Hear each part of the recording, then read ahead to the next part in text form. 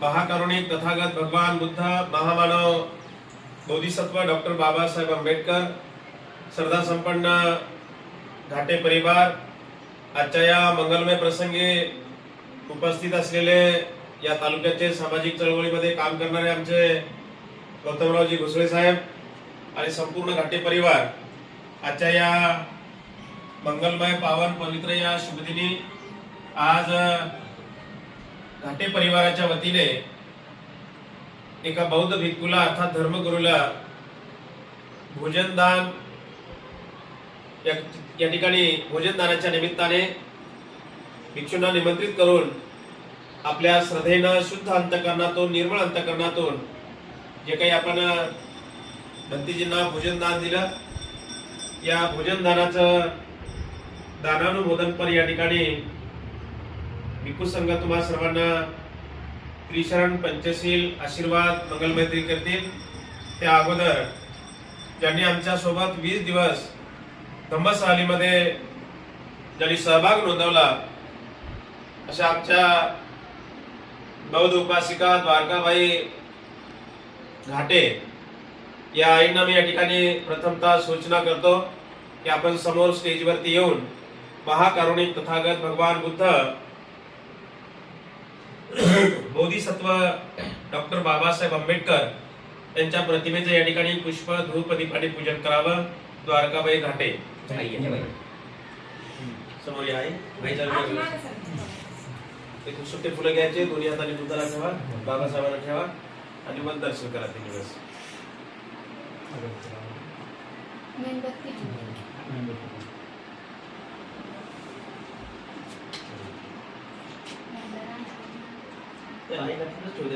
मेणबत्ती अगरबत्ती लावायला थोडंसं मोठी जोडी आहे ना, पडली जोडी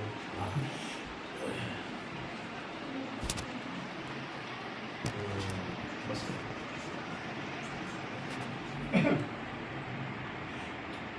त्याचप्रमाणे ज्यांच्यामुळं आपल्या आईला बुद्ध दर्शन धम्मसहल करता आले, कारण त्यांनी जर नाही म्हणले असतं तर आई काही करू शकले नसत्या, परंतु त्यांनी अगदी एका शब्दामध्ये त्यांनी आईचं तिकीट बुक केलं। असे आईचे 3 मुलं, त्यापैकी आईचे मोठे मुलगा आयुष्यमान भास्करराव घाटे आणि त्यांच्या धर्मपत्नी बौद्ध उपासिका रेखा भास्कर घाटे हे दोघजण या ठिकाणी पुष्प धूप दीपाने अगरबत्ती मेणबत्ती प्रज्वलित करून या ठिकाणी पूजन करतील। मी त्या दोघांना सूचना करतो की आपण या ठिकाणी समोर येऊन पुष्प धूप दीपाने पूजन करावं।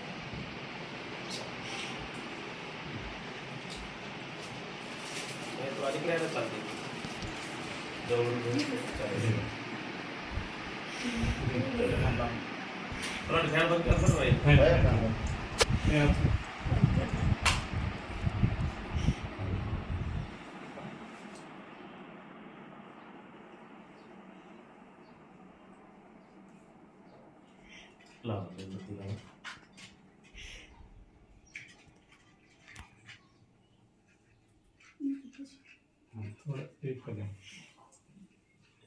मेणबत्तीचं गुड गरम करा, टेकबत्तीचा ठीक आहे। ठीक, फुलं ठेवा भगवंताला।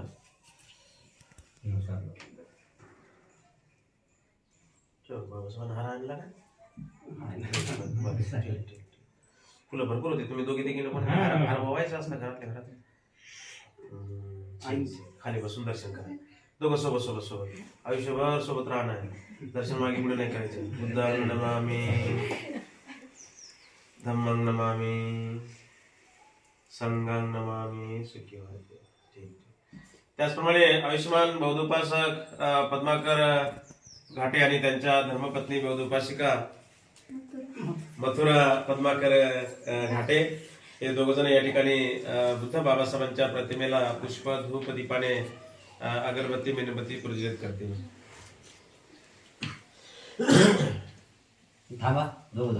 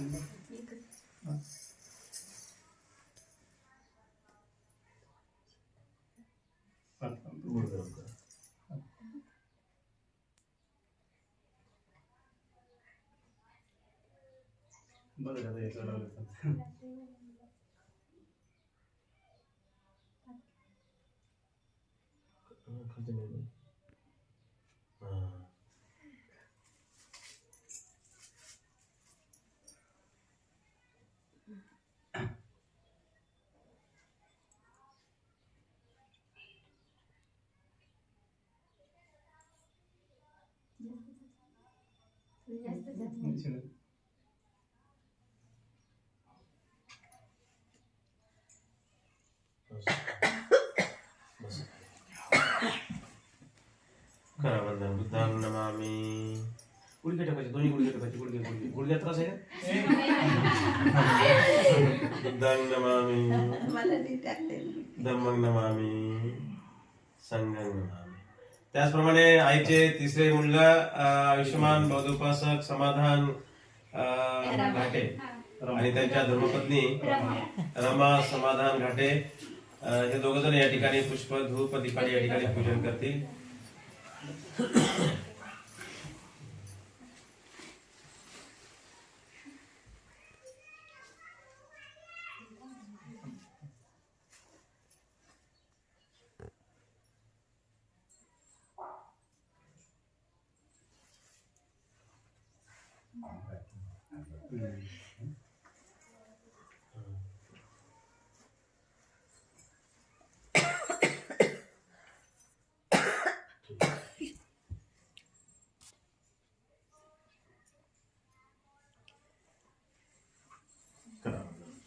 बुद्धं नमामि. धम्मं नमामि. संघं नमामि. अशा पद्धतीने या ठिकाणी घाटे परिवाराच्या वतीने पुष्प धूप दीपाने पूजन केलेलं आहे. या कार्यक्रमासाठी खास करून भास्करराव घाटे यांच्या आग्रहाखातर या ठिकाणी आणि त्यांचे ते फार मित्रत्व आहे त्यांचं. असे आमचे तालुक्याचे चळवळीचे कार्यकर्ते आमचे गौतमरावजी घुसळे यांना सुद्धा घाटे परिवाराकडून विनंती आहे, भिक्खू संघाकडून सूचना आहे, या ठिकाणी पुष्प धूप दीपाने आपण सुद्धा या ठिकाणी स्टेजवरती पूजन करावं.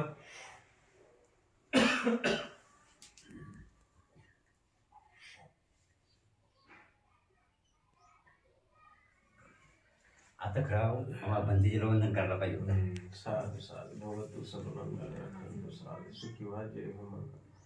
अशा पद्धतीने या ठिकाणी घाटे परिवाराकडून पुष्प धूप दीपाने या ठिकाणी पूजन झालेले आहे. विधिवत कार्यक्रमाला सुरुवात करूया. सर्वांनी हात जोडावं. सर्वांनी हात जोडावं. थोडा स्पीड कमी ठेव म्हणजे मेणबत्त्या विझणार नाही. असे हात जोडायचे, असे छातीशी हात जोडायचे आणि शांत चित्ताने एकाग्र चित्ताने मी म्हणतो त्याप्रमाणे आपण सर्वांनी बोलावं. अरहं सम्मा संबुद्धो भगवा बुद्धं भगवन्तं अभिवादेमि.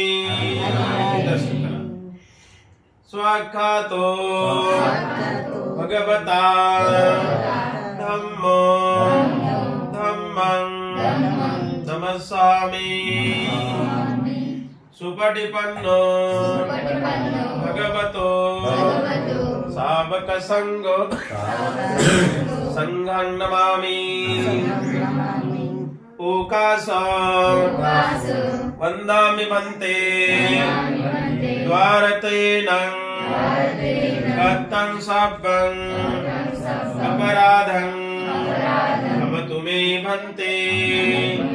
द्वितीयंपि तृतीयंपि ओकास वन्दामि भन्ते द्वारतेन कथं साभं अपराधं भवतु मे भन्ते. ओकास अहं भन्ते त्रिशरणेन सह पंचशीलं ब्रह्मं याचामि. अनुग्रहं कृत्वा शीलं देथ मे भन्ते तृतीयम्पि अहं भन्ते त्रिशरणेन सह पंचशीलं धम्मं याचामि अनुग्रहं कृत्वा शीलं देथ मे भन्ते।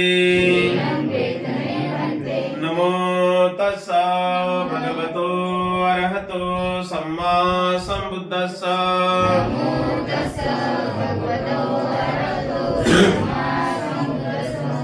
आणखी दोन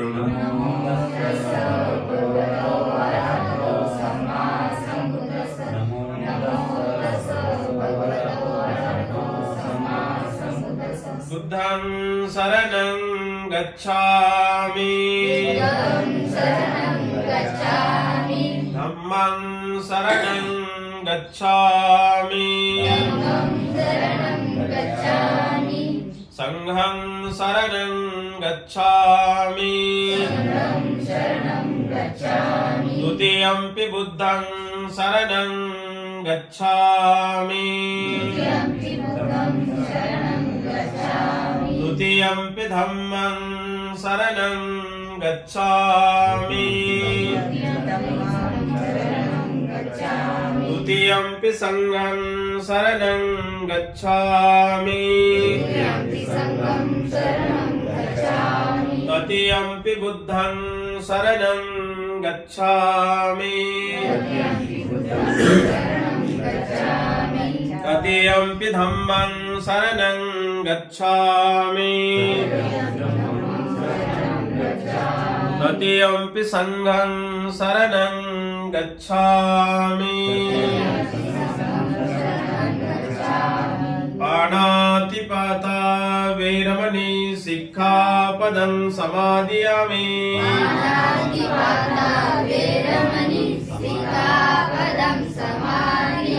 अदिन्नदाना वैरमणि सिक्खापदं समादियामि।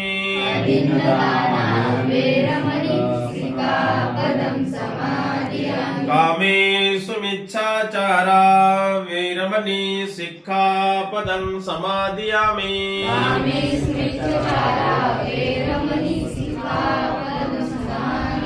मुसावादा वैरमणि सिक्खापदं समादियामि।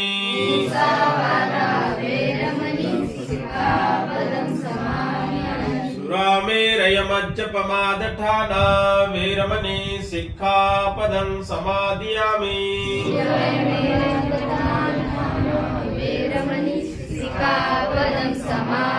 साधु साधु साधु। सर्वांनी 3 वेळा वंदन करा। बुद्धं नमामि धम्मं नमामि संघं नमामि।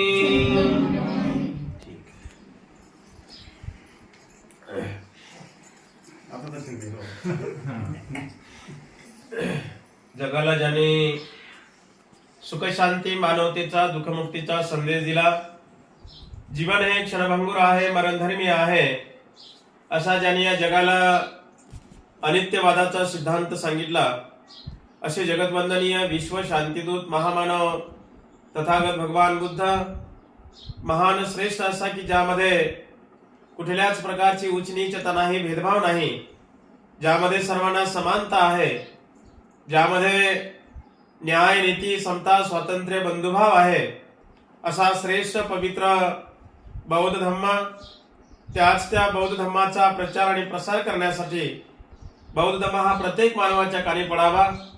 प्रत्येक मानवाने बौद्ध धम्माच्या विनयाला अनुसरून आपलं जीवन व्यतीत करून परिपूर्ण विकारातून, भयातून, संकटातून मुक्त व्हावं, या उद्देशाने भगवंताने निर्माण केला असा तो आदरणीय पूजनीय भिक्खू संघ खऱ्या अर्थाने तुम्हा आम्हा सर्वांना ज्याने माणूस बनविलं, स्वाभिमानाने जीवन जगण्याचा अधिकार मिळवून दिला, ताठमानेने जीवन जगण्याचा अधिकार मिळवून दिला, असे भारतीय राज्यघटनेचे शिल्पकार महामानव बोधिसत्व डॉक्टर बाबासाहेब आंबेडकर या ठिकाणी उपस्थित, भुसळे साहेब, त्यानंतर उपस्थित संपूर्ण घाटे परिवार प्रिय सज्जनांनो, माणूस हा जेव्हा आपल्या मानव योनीमध्ये पदार्पण करतोय तेव्हापासून माणसाच्या मानवी जीवनामध्ये जीवन जगत असताना काही तात्विक गोष्टी महत्वाच्या समजून घेणं अत्यंत महत्वाचं आहे.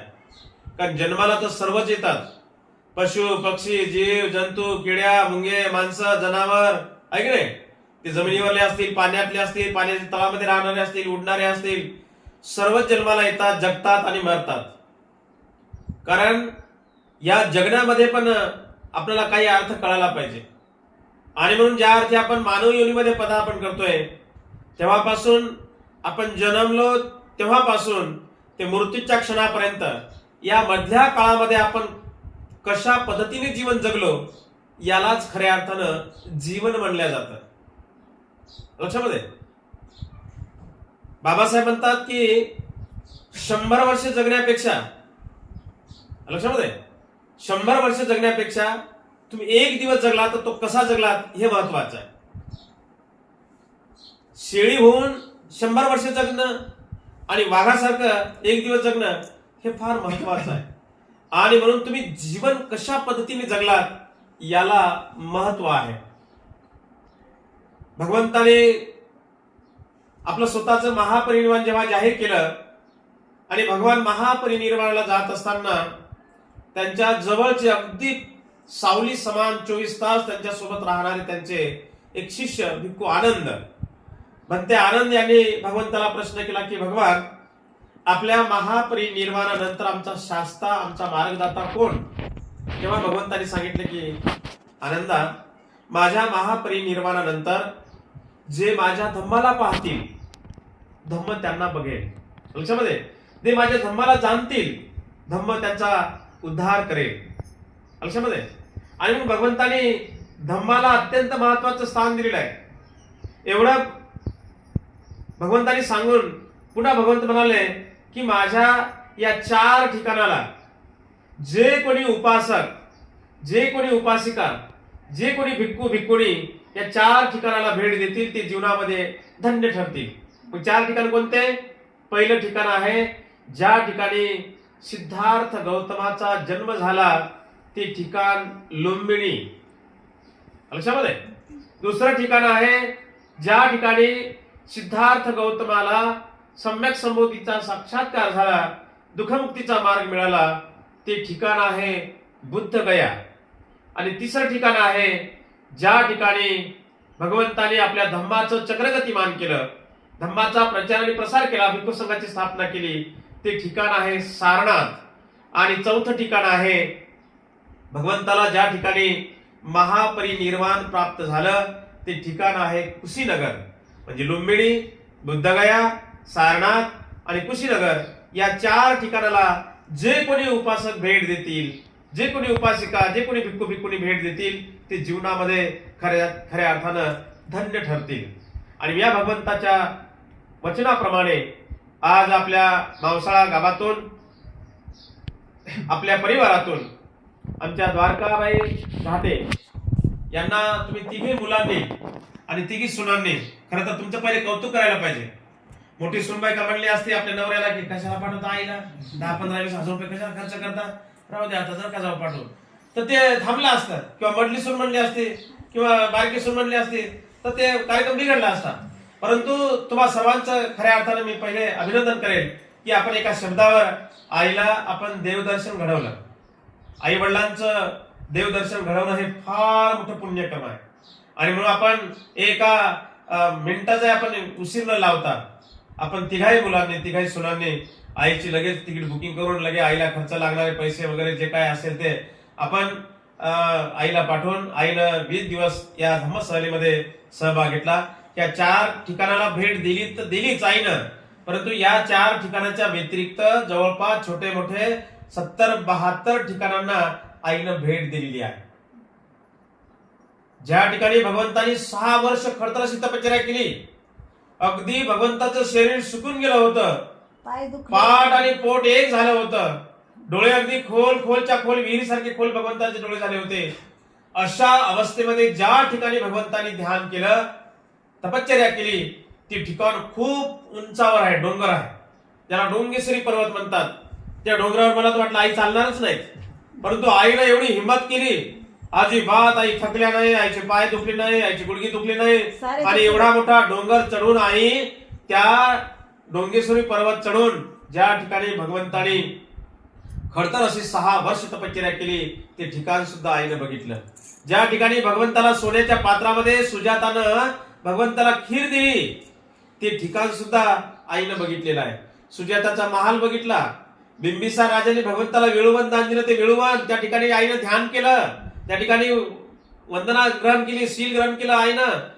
ज्या ठिकाणी आम्रपाली बदलली, आम्रपालीनं भिक्खू संघाला 500 एकर आम्रवन भिक्खू संघाला दान दिलं, ज्या ठिकाणी भिक्खू संघाची स्थापना झाली ती वैशाली सुद्धा आईने बघितली. अशा पद्धतीने जवळपास बौद्ध धर्मातील सर्वच ज्या ज्या ठिकाणी भगवंताच्या पदस्पर्श झालेला आहे, ज्या ज्या ठिकाणी भगवंताच्या जीवनामध्ये छोट्या मोठ्या ज्या काही घटना घडलेल्या आहेत, अशा सर्व पवित्र स्थळांना भेट देऊन आई खऱ्या अर्थानं धन्य झाल्यात. ही बुद्ध वाणी आहे, बुद्ध वचन आहे, आणि बुद्ध वचनाप्रमाणे आईच्या जीवनाचं सोनं झालं.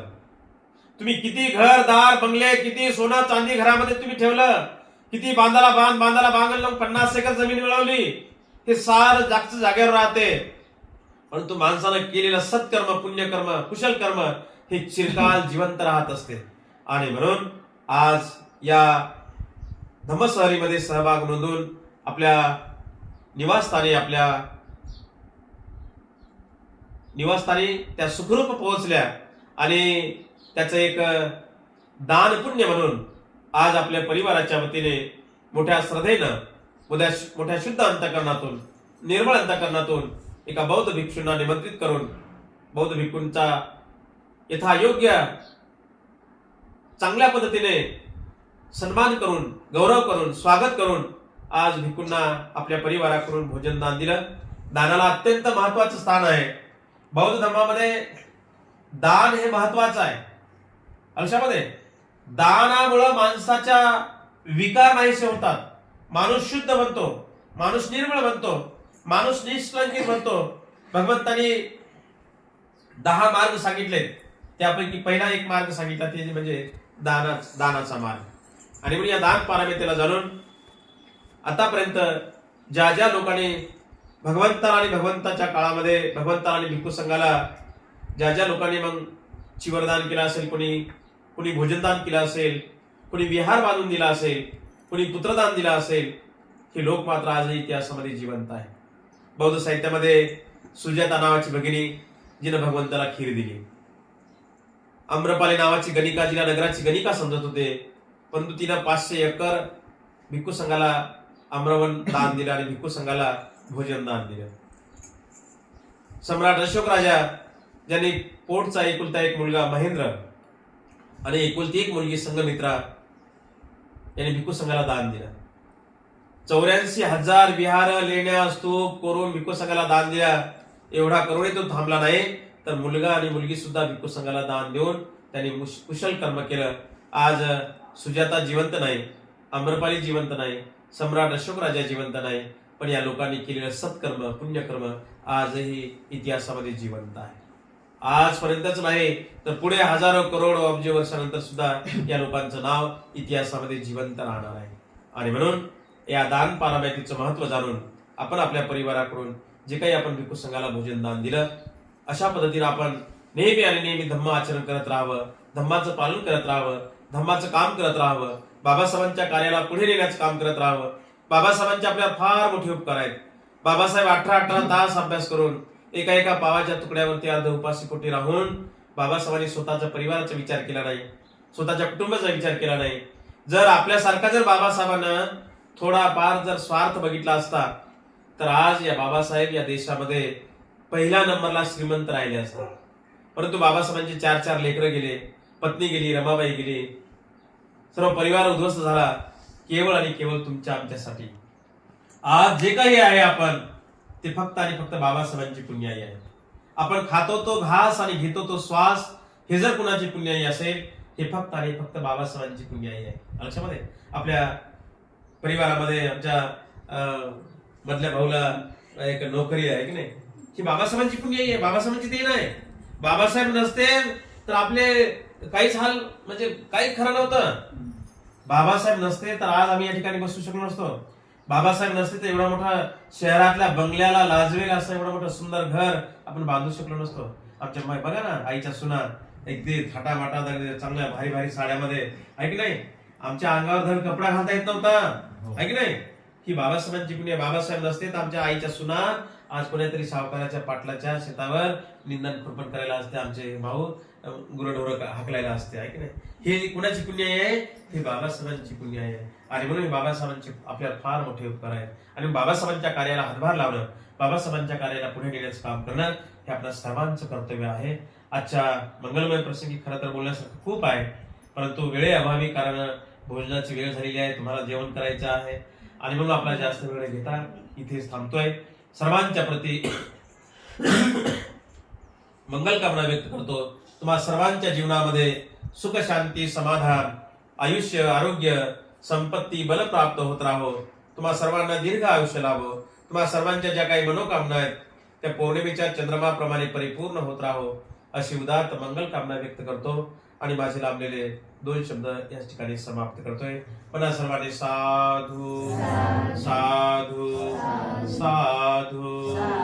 बुद्धं नमामि, धम्मं नमामि, संघं नमामि. या ठिकाणी घाटे परिवाराकडून भिक्खू संघाला फळदान करण्यासाठी फळं आणलेले आहेत. ते फळदान होईल. सर्वांनी हात लावायचा, हात जोडायचे. या आई समोर या.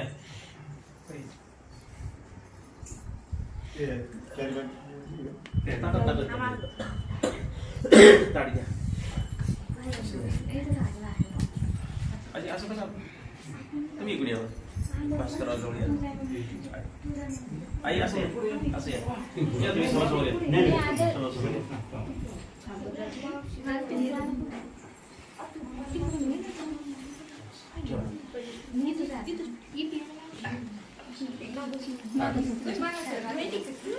आई हात लावा. घाटे साहेब साधू साधू.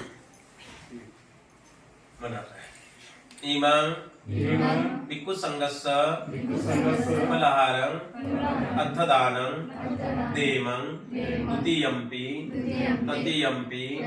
इमं भिक्खु संघस्य फलहारं अर्थदानं देमं. म्हणतेजे आम्ही आमच्या दीर्घ सुखासाठी पुण्यकर्म म्हणून आमच्या परिवाराकडून भिक्खु संघास फलदान, आर्थिक दान देत आहोत. या दानाचा स्वीकार करावा असे आम्ही दुसऱ्यांदा तिसऱ्यांदा विनंती करतो. दानं ददन्तु श्रद्धायं शीलं रक्षन्तु सर्वदा भावनाभिरता हुन्तु गच्छन्तु देवतागता. सबे बुद्धा बलपत्ता पच्चकानं च यं बलं अर्हन्तानं च तेजेन रक्षं वन्दामि सर्वसो. सबेन्द्रियो विभजन्तु सर्वरोगो विनाशतु. माते भवन्तु अन्तरायो सुखी दीर्घायुको भव. भवतु सर्वमङ्गलं रक्षन्तु सर्वदेवता सर्वबुद्धानुभावेन सदा सोत्ति भवन्तु ते. भवतु सर्वमङ्गलं रक्षन्तु सर्वदेवता सर्वधर्मानुभावेन सदा सोत्ति भवन्तु ते.